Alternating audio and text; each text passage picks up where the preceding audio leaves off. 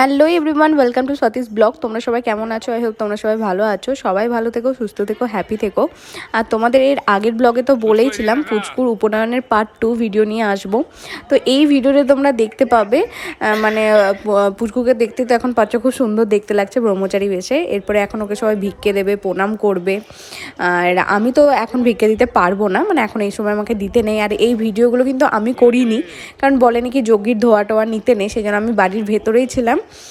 সব ভিডিওগুলো আমার বর করেছে, আর সেই জন্যই আমি তোমাদের সাথে শেয়ার করতে পারছি। আর এখানে একে একে যারা যারা ছিল, মা, মাসি, তারপরে মানে আমাদের ফ্যামিলির লোক, বৌদির ফ্যামিলির লোক, সবাই আর কি, মানে যারা যারা উপোস করেছিল তারা সবাই ভিক্ষে দিয়েছে। আর এরপরে পুচকুকে মানে আমাদের একটা রুমে রাখা হবে, কারণ ও আর বেরোবে না। কালকে সকালে মানে একদম ভোর ভোর সূর্য দেবতার মুখ দেখে তারপরে গ্রাম ঘুরতে বেরোবে। গ্রাম ঘোরার নিয়ম হচ্ছে মানে ব্যান্ড পার্টি নিয়ে তো আমরা সব গোটা গ্রাম আর কি ঘোরানো হয়, একদম সকালবেলাতেই ঘোরানো হবে। তারপরে সবাই হয়তো প্রণাম টনাম করবে, কেউ চাল টাল আলু টালু এরকম দেয় আমাদের গ্রামে, এরকম নিয়ম আছে। তো সেই ভিক্ষের ঝোলা নিয়ে মায়ের কাছে দেবে, নিয়ে বলবে যে আমি ভিক্ষে করে আনলাম। এগুলো কিন্তু সবই নিয়ম। তোমরা যদি উপনয়নের ভিডিও মানে খুব ভালোভাবে ইউটিউবে দেখো, সার্চ করো, তাহলেই তোমরা সব নিয়মকানুনগুলো বুঝতে পারবে। হয়তো এই মানে উপনয়ন সবার থাকে না, সেই জন্য আমাকে অনেকে কমেন্ট করছো যে দিদি উপনয়নটা কী বা পৈতেটা কী। তো আমার পক্ষে দেখো এতটা ডিটেলসে বলা সম্ভব একদমই নয়। তার থেকে ভালো তোমরা যদি ইউটিউবে সার্চ করো, তাহলে ওখানে প্রত্যেকটা জিনিস মানে খুব সুন্দর করে বোঝানো হয়েছে। তো সেটা দেখেই তোমরা বুঝতে পারবে। আর মানে পুচকুর পৈতেটা ছিল হচ্ছে বুধবার আর বৃহস্পতিবার রাত্রেবেলায় আর কি সব ভোজের আয়োজন করা হয়েছিল। মানে রাত্রেবেলায় একটা মানে লজে মানে আর কি সব লোকজন মানে যারা যারা গেস্ট আছে সব রাত্রেবেলাতে কিন্তু নিমন্ত্রিত ছিল।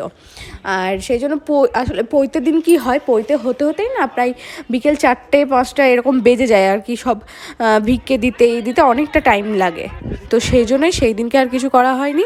সেই দিন মানে যেগুলো বাড়ির লোক ছিল সব ঘরোয়া এরকমভাবেই হয়েছিল। আর পরের দিন হয়েছিল রাত্রে, সেই জন্য আমি দুদিনই সেজেছিলাম। আর পার্লারে সেজেছিলাম, সেটা হচ্ছে তিয়াসা বিউটি পার্লার। আর আমার পাড়াতেই সেটা, কাকিমুনির কাছে, আমরা কাকিমুনি বলি। কাকিমুনি খুব সুন্দর সাজায়। তোমাদেরকে তো শর্টসে তোমরা দেখেছো, আর শর্টসে অনেক ভালো ভালো সবাই কমেন্ট করেছো। তো দেখতে থাকো। আর এটা কিন্তু দুদিনের ব্লগ। এটা হচ্ছে আগের দিন পৈতে যেদিন হয়েছিল, পৈতের কিছুটা অংশ আমি তো আগের পার্টে শেয়ার করছি, আর সেকেন্ড পার্টে এখন এই ভিক্ষে দেওয়া এগুলো শেয়ার করছি। আর এই যে এখন দেখতেই পাচ্ছ গ্রাম ঘোরা শুরু হয়ে গেছে, মানে গ্রাম ঘুরে চলে এসেছে। আমি আর গ্রাম ঘুরতে যাইনি, কারণ অনেকটাই হাঁটতে হতো বলে আমি আর যাইনি। আর এখানে এখন সব নাচ টাচ হচ্ছে। আমার শাশুড়ি মা নাচ করছে, দেখতে পাচ্ছ, শাশুড়ি মা, বৌদির মা সবাই মিলে নাচ টাচ করছে। আমিও একটু ওই বাড়িতেই করেছিলাম, জাস্ট হাত নড়িয়েছিলাম আর কি আর করবো। তো এই হয়েছিল। আবার রাত্রেবেলায় তো দেখা হচ্ছে।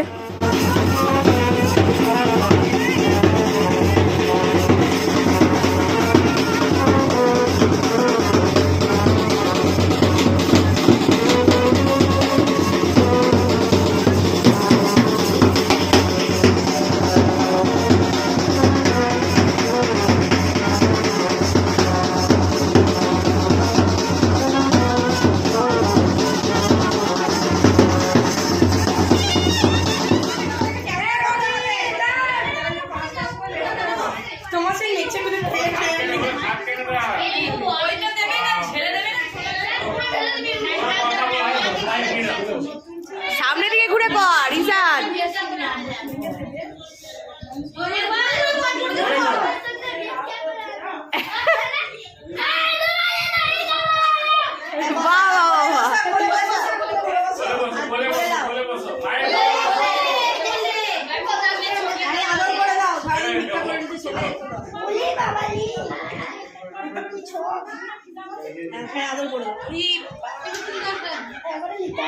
সত্যি করে খা কিন্তু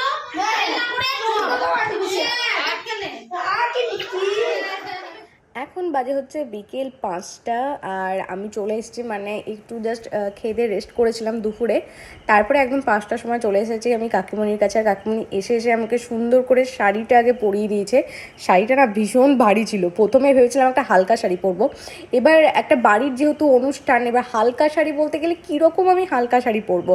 এবার হালকা শাড়ির সাথে না অতটা দেখবে মানে খুব গয়নাগাটি পরে নিলে আমার অন্তত ভালো লাগে না ওই রকম সাজটা। হালকা শাড়ি মানে হালকা সাজ, এরকম হবে তো ভালো লাগে। এবার বাড়ির অনুষ্ঠান হলেই কিন্তু গয়নাগাটি সব কিছু পরা যায়, তো সেই জন্য আবার গয়নাগাটি যেহেতু বাড়িতে থাকে না, সবসময় আনাও হয় না, বাড়ির কোনো অনুষ্ঠান লাগলে কিন্তু তখন লকার থেকে আনা হয়। তো সেই জন্যই ভাবলাম যে এই শাড়িটাই পরি। ঠিক আছে, কাকিমণি বেশ সুন্দর করে আমাকে পাট করে, মানে এত সুন্দর করে শাড়িটা পরিয়ে দিচ্ছিলো। শাড়িটা কিন্তু প্রচণ্ড মোটা আর প্রচণ্ড ভারী, মানে কাতান শাড়িগুলো যেরকম হয় আর কি। এই শাড়িটা আমি বিয়েতেই গিফট পেয়েছিলাম, তো একদমই নতুন ছিল। ব্লাউজ পিসটাও মানে ব্লাউজটা অনেক দিন আগেই বানিয়েছিলাম, তো ভাবলাম এটাই নয় পরি। তো কাকিমণি যেহেতু খুব সুন্দর করে সেফটি পিন দিয়ে বেশ সেট করে আমাকে শাড়িটা পরিয়ে দিয়েছিলো, সেই জন্য আমার কোনো কিছুই অসুবিধা হচ্ছিল না।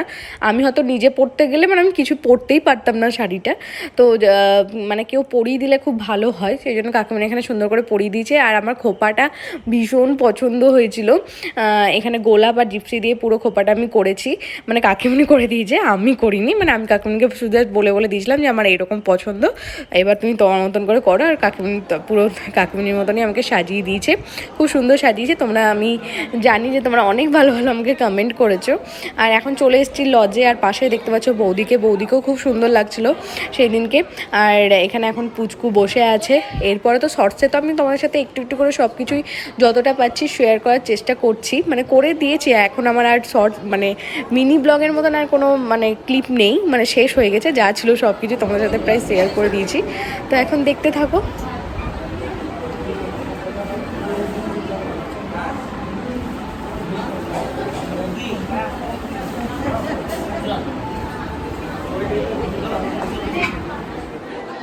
চশমা চারা থেকে বেশি ভালো লাগছে কিন্তু এ পুরে কাকা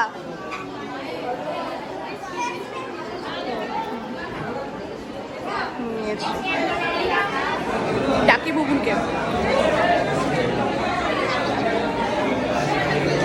রাখবো।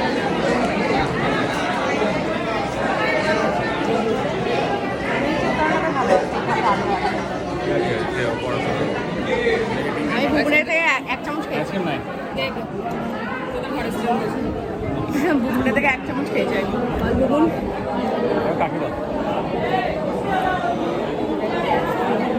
ভাড়াটা দিও। ছোট লোকের মতো খেতে না, ও তো ছোট লোকই, ও মানে কি ও তো ছোট লোক। ওকে বলে যে আমরা মানে ওকে ভাড়া করে নিয়ে যাচ্ছি, কয়েকটা আমাদের ভালো ভালো ফটো তুলে দেবে, তারপরে ওকে ভালো কথা বলবো, তার আগে একটা হচ্ছে না তো চামচ। চল তো অভ্যাস, আমি জানি।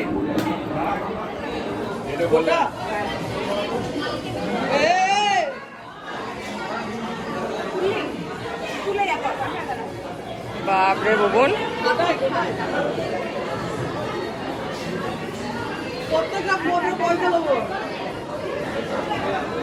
আমি অত খাটাই তোকে।